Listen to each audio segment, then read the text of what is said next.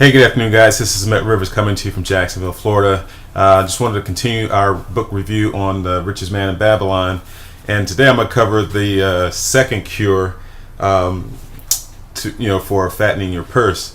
And the second cure title is "Control Thy Expenditures." Basically, a budget. If you think about the timing of this, when this was this age that they're talking about as compared to 2013, not a lot has changed as far as the rules of money.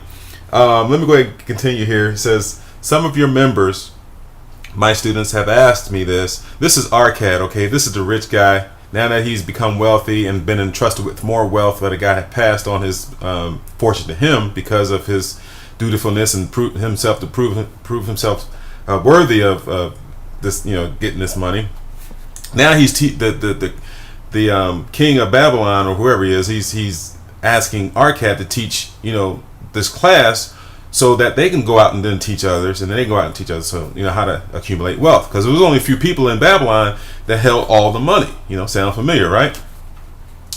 So some of your members, my students, have asked me this: how can a man keep 1/10 of all his earnings in his purse when all his coins he earns are not enough for his necessary expenses? Right? We ain't got enough money to pay for what we're doing now, right? We're living paycheck to paycheck. So Arcad did address his students upon the second day.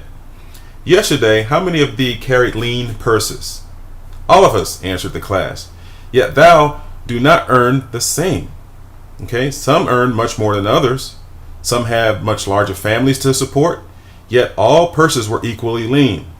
Why is that? We're living beyond our means, right? Absolutely we are. Yet all purses were equally lean. Now I will tell thee an unusual truth about men and sons of men. It is this, that what each of us calls our necessary expenses will always grow to equal our incomes unless we protest to the contrary. That is powerful.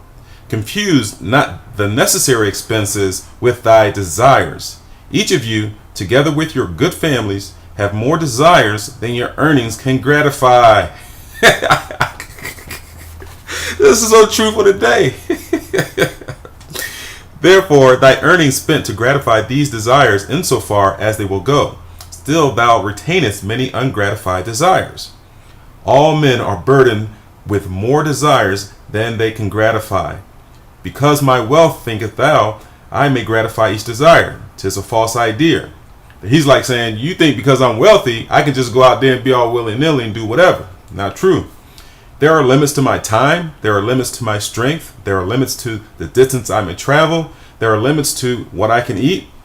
There are limits to the zest with which I may enjoy. For example, I eat out a lot. It's probably unhealthy. It's unhealthy. I eat out a lot.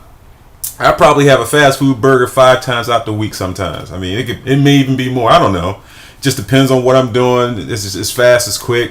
Not the healthiest thing, right?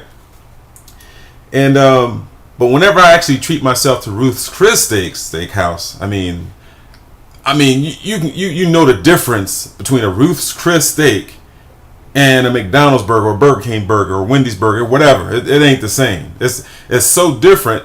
Now, what if I went out there and just ate Ruth's Chris every single day? I mean, I would get so used to it, then it won't have the same gratification for me. But I digress. Okay. I say to you that just as weeds grow in the field, whenever a farmer leaves space for their roots, even so freely, so desires grow in men wherever this is a possibility for their being gratified.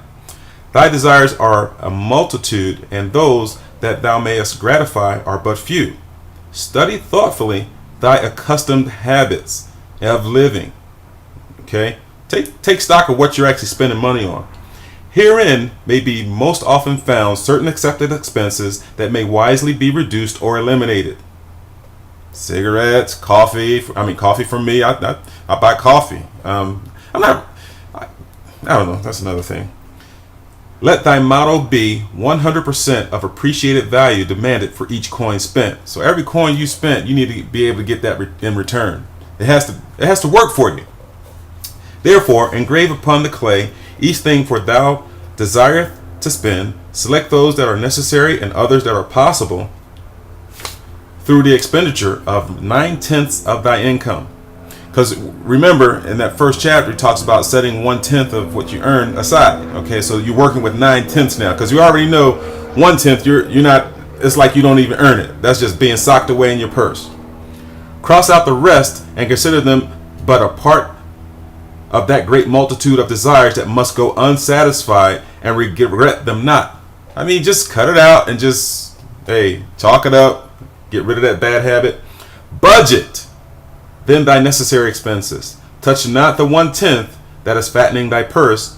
Let this be the great desire that is being fulfilled. Keep working with thy budget. Keep adjusting it to help thee.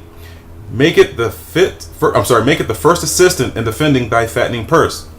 So you're putting away this. You're building this muscle, putting away this 1/10 of your money, of what you're earning aside, and you don't touch that. Okay, we know that's a given.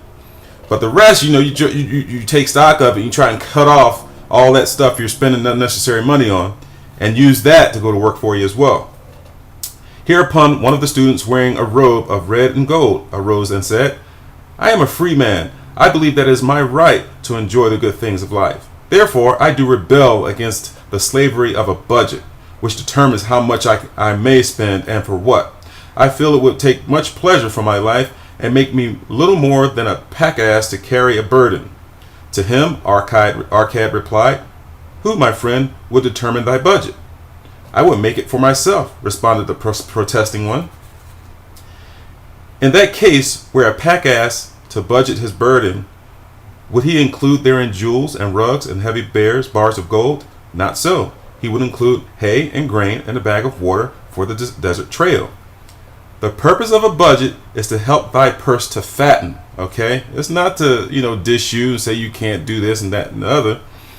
It is to assist thee to have thy necessities and, insofar as attainable, thy other desires. So if you got enough left over after you took care of what needs to be taken care of and you set aside that money, whatever's left, it's your discretion. Do what you want with it. It isn't to enable thee to realize the most cherished desires by defending them from thy casual wishes, like a bright light in a dark cave. Like a bright light in a dark cave, thy budget shows up and leaks from thy purse and enables thee to stop them and control thy expenditures for definite and gratifying purposes. Okay, this then is the second cure for a lean purse. Budget thy expenses that thou mayest have coins to pay for the first necessities, to pay for thy enjoyments, and to gratify thy worthwhile desires without spending more than 9/10 of thy earnings. You gotta have a budget, guys. I mean, there's no ifs, ands, buts about it. I don't have one. I need to develop that habit. This is a crazy book, man. But I love this book because wait till you see the third cure, the fourth cure. It's even more funny because it's so true today. All right, guys, that's it for this this blog post on a review of The Richest Man in Babylon. I'd say pick it up, man, and just enjoy the read. It's pretty fun. Talk to you guys later. Have a great day.